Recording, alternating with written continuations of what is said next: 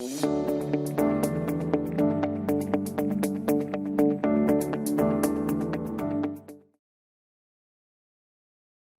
and welcome to Trust in Focus with me, David. Today we're going to be taking another look at Ashoka WhiteOak Emerging Markets, which has the ticker AWEM. Today we'll be exploring AWEM's investment process and giving you a little bit of an insight into the edge held by WhiteOak Capital Management, AWEM's investment advisor. First off, as a quick recap, AWEM was launched in May 2023 to try to capitalise on the long-term growth opportunities in emerging markets. The management team at WhiteOak has extensive experience and expertise and is led by Prashant Kepler, a 17-year veteran of Goldman Sachs Asset Management. Now, we're going to keep this section brief and refer you to another recent video we did about AWEM, our latest research notes, or indeed a recent webinar hosted by WhiteOak's Lung Lim, all of which I'll link to in the description of the video. Now, I want to delve into AWEM's process. We believe that if you're going to invest in actively managed funds, which is what investment trusts are, you need to look for managers with a clear edge. An edge is essentially some kind of inherent advantage that an investor has over other market participants that allows them to beat the market consistently.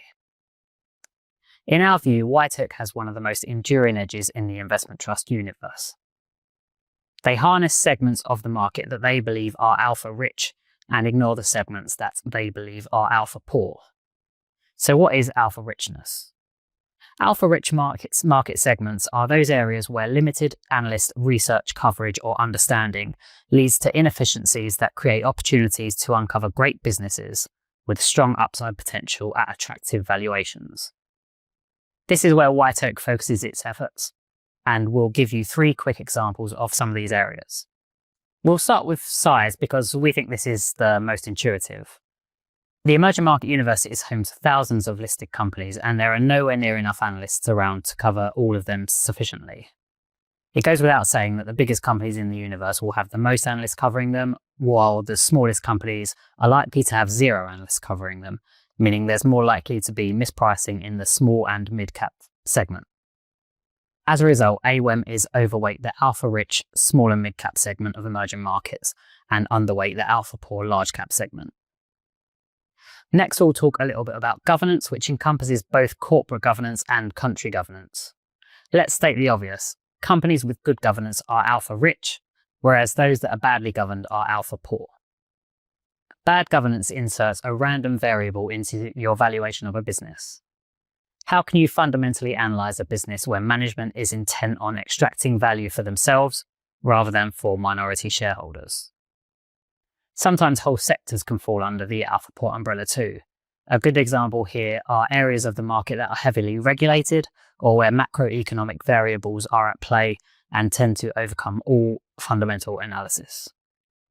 AWEM has 0 exposures to utilities, for instance, which is heavily regulated, and very little in energy, where the oil price plays a key role in determining how profitable a company is at any point in time.